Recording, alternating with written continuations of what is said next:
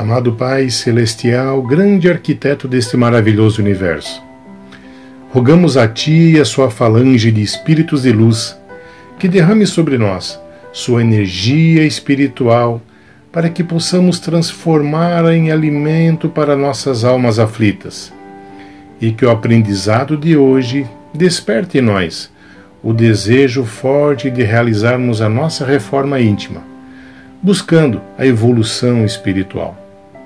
Que assim seja. 2 de abril de 1910. Nasce em Pedro Leopoldo, interior de Minas Gerais, Francisco Cândido Xavier, o caçula dos 9 filhos do vendedor de bilhetes de loteria João Cândido Xavier e da dona de casa Maria João de Deus. Aos 5 anos de idade, a mãe de Francisco desencarna.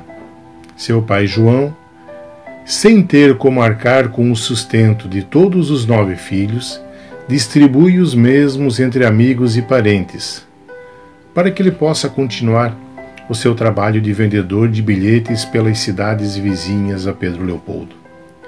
O caçula Francisco vai morar com a madrinha Rita de Cássia, amiga de sua mãe, e por 2 anos a fio sofre muito na mão dela. A madrinha era uma pessoa muito difícil, e ainda mais com as histórias do afilhado que via e escutava os mortos, as surras e castigo eram diárias.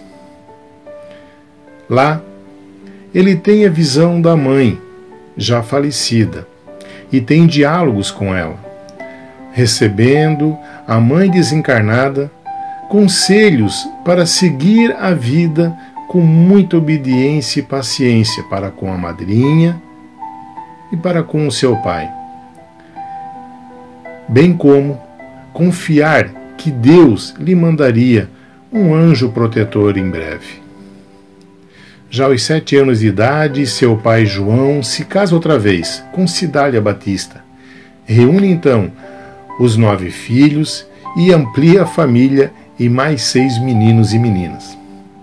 Chico e Cidália criam desde o primeiro dia uma relação afetiva muito intensa, identificando nela o anjo protetor que a mãe havia falado.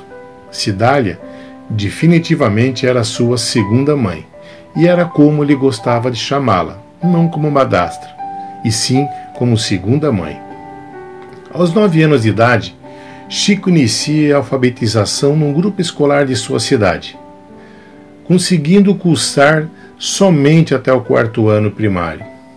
Tamanhas dificuldades que ele e sua família enfrentavam naquela época.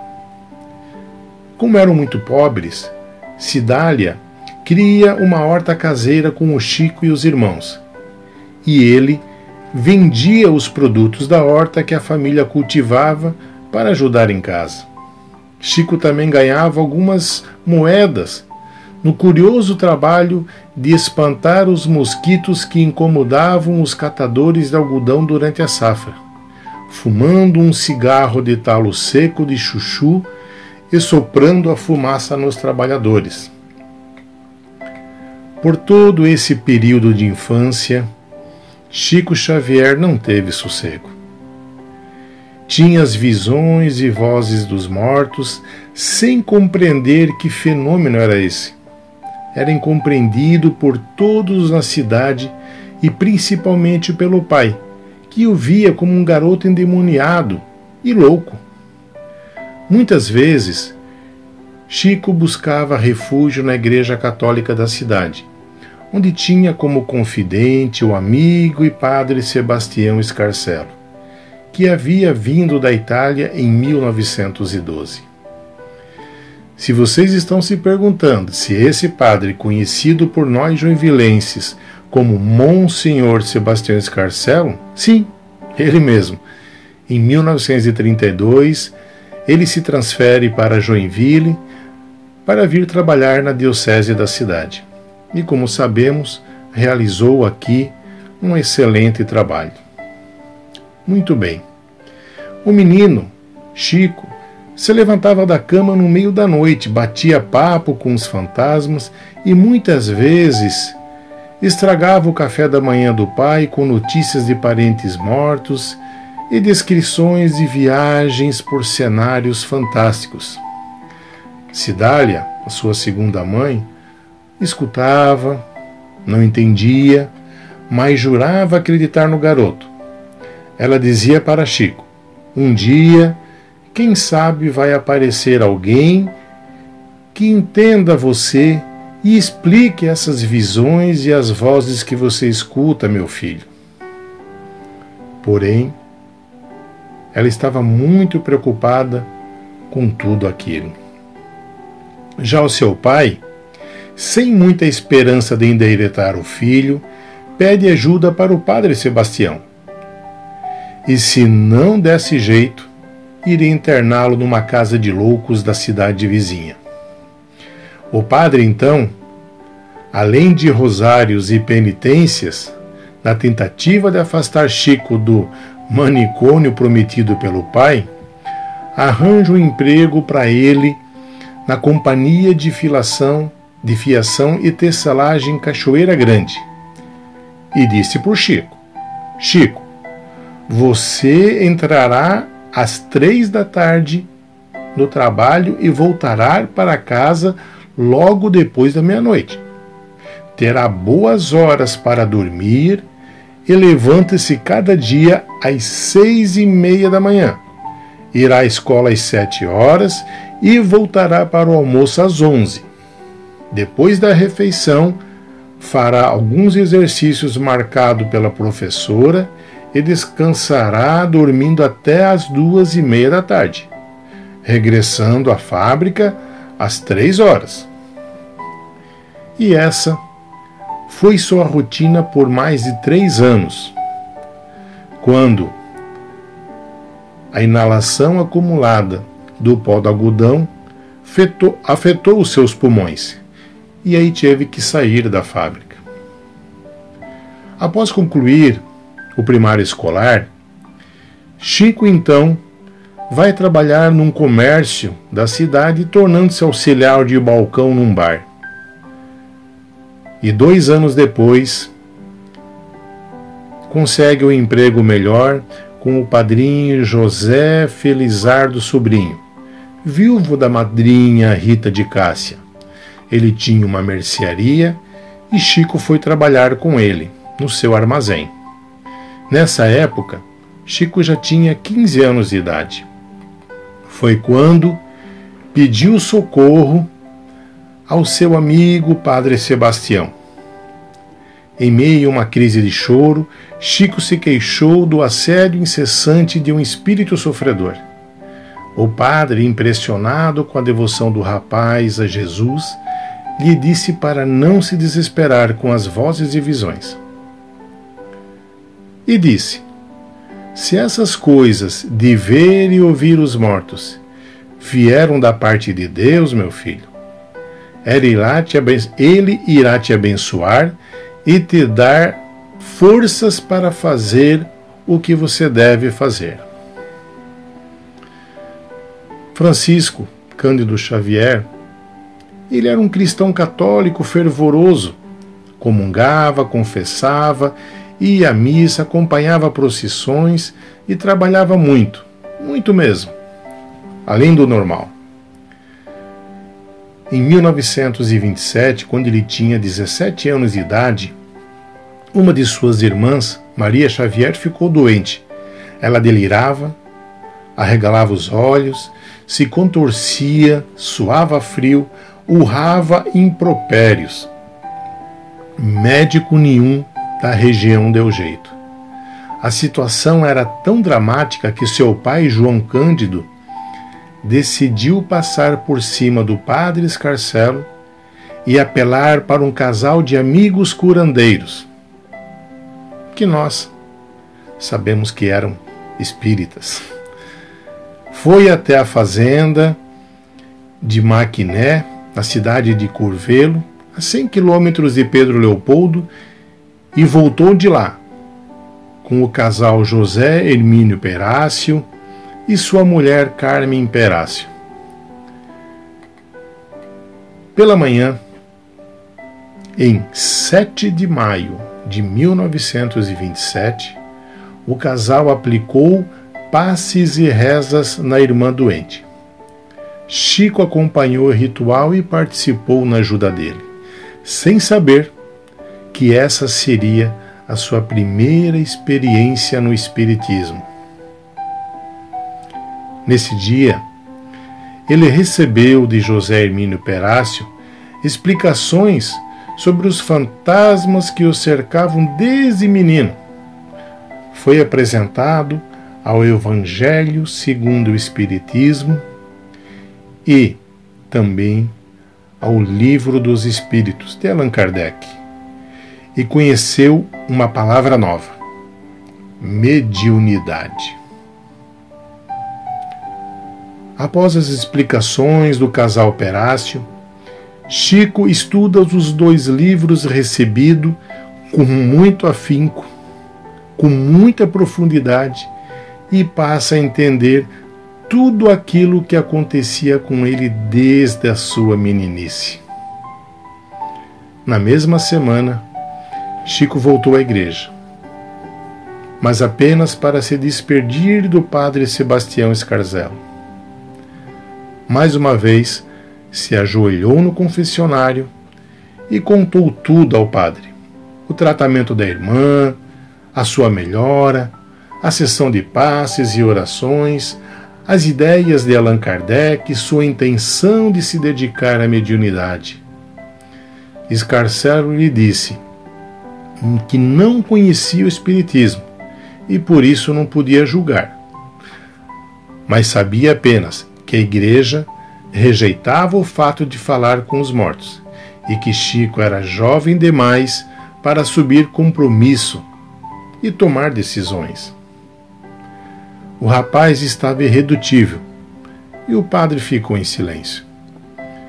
Chico não queria deixar o seu ex-confessor contrariado e pediu a ele a sua mão. O padre estendeu a mão direita. Depois de beijá-la, o ex-católico fez mais um pedido. Queria ser abençoado. Scarzello atendeu seu pedido e disse: seja feliz, meu filho. Rogarei à Mãe Santíssima para que te abençoe e proteja. Chico Xavier levantou-se e saiu. Quando chegou à porta, olhou para trás. O padre o acompanhava com os olhos e sorria. Nunca mais se viram a partir daquele momento. No dia 21 de julho daquele mesmo ano, 1927, Chico Xavier já ajudava na fundação do primeiro centro espírita da cidade, num barracão onde morava o irmão dele, José Xavier. Um mês depois, a irmã de Chico voltou para casa sã e salva, por tinha passado algum período com a família Perácio em sua fazenda para se recuperar totalmente. E na noite do dia 8 de julho, todos se reuniram para agradecer a cura da irmã, lá no centro espírita. Carmen Perácio, que acompanhou Maria Xavier até Pedro Leopoldo, participou da sessão e durante ela ouviu uma voz aconselhando Chico a tomar o lápis. Ele obedeceu e de repente se sentiu fora do seu corpo.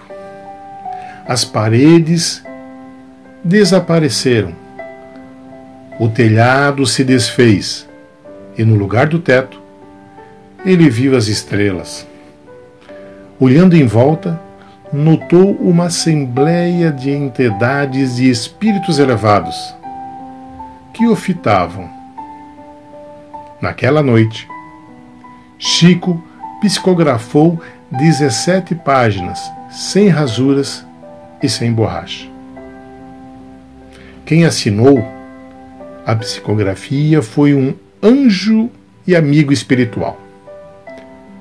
Quando o rapaz terminou de psicografar, tinha as pernas trêmulas e o coração acelerado. Era a primeira vez que teve essa experiência maravilhosa. Queria segui-lo para o resto de sua vida. Em 1928, aos 18 anos de idade, as psicografias aumentam e até 1931 mantém o anonimato dos espíritos autores e as características de serem, em maioria, poemas, trovas e sonetos, e elas são publicadas em jornais e almanaques. Em 1931, já aos 21 anos de idade, o rapaz Chico Xavier teve sua conversa com Deus interrompida pela visita de uma cruz luminosa. Preocupado, franziu os olhos e percebeu, entre os raios, a poucos metros, a figura de um senhor imponente, vestido com uma túnica típica de sacerdotes. O recém-chegado foi direto ao assunto. Chico, eu sou Emmanuel e vim lhe ajudar. Vim ser o seu mentor. E lhe deu 2 orientações básicas para o trabalho que deveria desempenhar. Fora de qualquer uma delas, tudo seria malogrado. Eis então a primeira orientação que ele passou. Está você realmente disposto a trabalhar na mediunidade com Jesus, Chico? E Chico respondeu: sim, se os bons espíritos não me abandonarem, respondeu o médium. Não, você não será desamparado, Chico, disse-lhe Emmanuel. Mas para isso é preciso que você trabalhe, estude e se esforce no bem. E o senhor acha que eu estou em condições de aceitar o compromisso? Tornou o Chico. Perfeitamente, desde que você procure respeitar os 3 pontos básicos para o serviço. Porque o protetor se calasse, o rapaz perguntou: tá, e qual é o primeiro? A resposta veio firme: disciplina. E o segundo? Disciplina. E o terceiro? Disciplina, é claro, disse Emmanuel. E aí Emmanuel complementou: a segunda e mais importante orientação vou te passar agora, Chico. Lembre-se de que num dos primeiros contatos comigo, ele me preveniu que pretendia trabalhar ao meu lado. Chico comentando sobre Emmanuel. E Emmanuel disse que por tempo longo, mas que eu deveria, acima de tudo, procurar os ensinamentos de Jesus e as lições de Allan Kardec.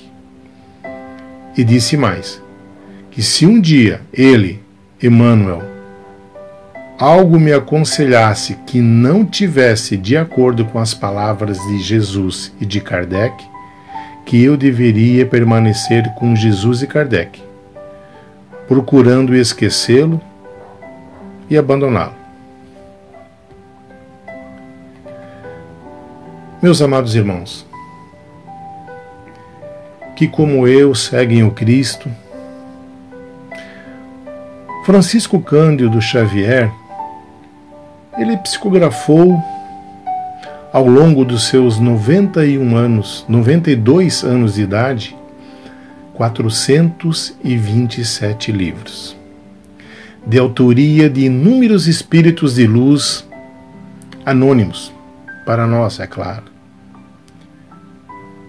E autorias também de Emmanuel, seu mentor espiritual, vários livros de Humberto de Campos, conhecido como Irmão X, de André Luiz, Meimei, Alta de Souza e vários outros.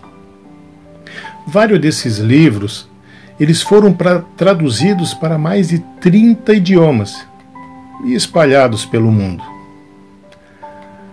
As cartas de espíritos desencarnados que mandavam mensagens e notícias para os seus familiares foram mais de 10.000. Chico dizia que ele era o carteiro do além, que somente entregava as cartas. Chico jamais ficou com nenhum centavo de suas obras, que venderam e vendem até hoje milhares de exemplares. Todos os direitos autorais foram doados a instituições de caridade e ao desenvolvimento do movimento espírita. E isso continua até hoje. Chico Xavier representa para o Espiritismo o modelo do homem de bem. Aquele homem de bem apresentado por Allan Kardec em seu livro Evangelho segundo o Espiritismo, vivendo ele para a caridade e o amor ao próximo. Chico Xavier trabalhou toda a sua vida em prol do próximo, de forma descompromissada, de forma humilde, com uma bondade que não cabia dentro dele. Seu ritmo de trabalho na seara do bem era intensa. Dormia pouco, atendia desde cedo as pessoas aflitas que o procuravam em busca de uma palavra amiga, de um conselho ou de um abraço. Ia para todos os cantos para ajudar na divulgação da doutrina espírita e na formação de novas casas de oração e de apoio. E à noite, na casa espírita em que trabalhava, os trabalhos eram intensos e era comum irem até a madrugada, mas no dia seguinte, Chico já estava pronto logo cedo para, como ele mesmo diz, Deus nos concede a cada dia uma página de vida nova do livro do tempo. Aquilo que colocamos nela corre por nossa conta. Meus queridos, assim como Jesus Cristo, muitas vezes Chico foi mal compreendido, caluniado, injustiçado, agredido verbalmente. Porém, retribuía com mais amor, mais dedicação, mais devoção a Deus e a Jesus Cristo. Chico dizia: fico triste quando alguém me ofende, mas com certeza eu ficaria mais triste se fosse eu o ofensor. Magoar alguém é terrível. Em 28 de julho de 1971, a convite da produção do programa de televisão Pinga Fogo da TV Tupi de São Paulo, o médium Chico Xavier foi entrevistado ao vivo em rede nacional, coisa que não acontecia, não era comum as emissoras daquela época, e o programa, com previsão inicial para 1 hora de duração, como normalmente ocorria em todas as semanas, acabou por se estender por mais de 3 horas. 3 horas. Alcançou a maior audiência já registrada na história da TV brasileira, com 75% dos televisores brasileiros ligados no programa. A impressionante repercussão junto à audiência levou a emissora a repetir o convite, indo ao ar livre na noite de 21 de dezembro do mesmo ano, numa edição especial de Natal, de fim de ano. o médium, desta vez, o programa acabou por estender-se por mais 4 horas.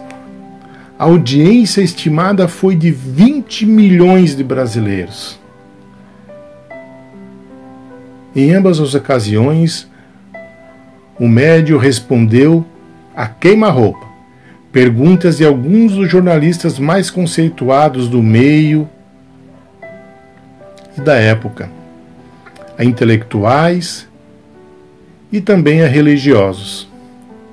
Foram abordados temas como espiritismo, mediunidade, caridade, sexo, pena de morte, aborto, chegada do homem à lua, transplante de órgãos, bebê de proveta, homossexualidade, cremação dos mortos e muitos outros. Segundo o jornalista que convidou o Chico para o programa e que depois se tornou amigo dele, Saulo Gomes, até aquela data, o espiritismo era tratado como casa do demônio. As quase 8 horas de perguntas e respostas das 2 edições do programa levou para dentro da casa das pessoas uma doutrina espírita cristã que tinha como guia Jesus Cristo e que pregava os ensinamentos dos mestres, relatadas no Novo Testamento e desmistificada no Evangelho segundo o Espiritismo. Meus queridos, essa vontade que a gente tem de progredir, de melhorar e não ser a mesma pessoa de ontem é a força que encontramos nessa doutrina que o Chico ampliou. Nesse momento de pandemia que vivemos, precisamos acalmar os nossos corações. Precisamos nos alimentar de bons pensamentos, de boas leituras. E aí o Chico nos apresenta 427 livros. Nos alimentar também precisamos com bons vídeos e bons filmes. Hoje os recursos que temos, das redes sociais, internet, tudo fica mais fácil de encontrar. A nossa alma, ela precisa desses bons alimentos para carregar nossa bateria interior, elevando nossa energia magnética e nossa energia espiritual. Energias essas que nos iluminam por dentro, que clareiam os nossos pensamentos. O nosso caminhar fica mais seguro. E tudo isso contribui também para iluminar as pessoas que nos rodeiam. Esse momento em que estamos passando é assustador. O mundo está assustado. Mas se Chico Xavier ainda estivesse aqui conosco, e digo para vocês, ontem nós comemoramos o aniversário dele, de 110 anos. E se ele estivesse aqui, ele diria: meus irmãos, acalme seu coração. Conforme eu aprendi com Emmanuel, tudo passa. E isso também passará. Portanto, meus irmãos, para encerrar essa narrativa em homenagem a Chico Xavier, deixo aqui para vocês uma frase dele, que grito a todo instante para mim. Aos outros, dou o direito de ser como são. A mim, dou o dever de ser cada vez melhor. Fiquem com Deus. Fiquem em casa. Que assim seja.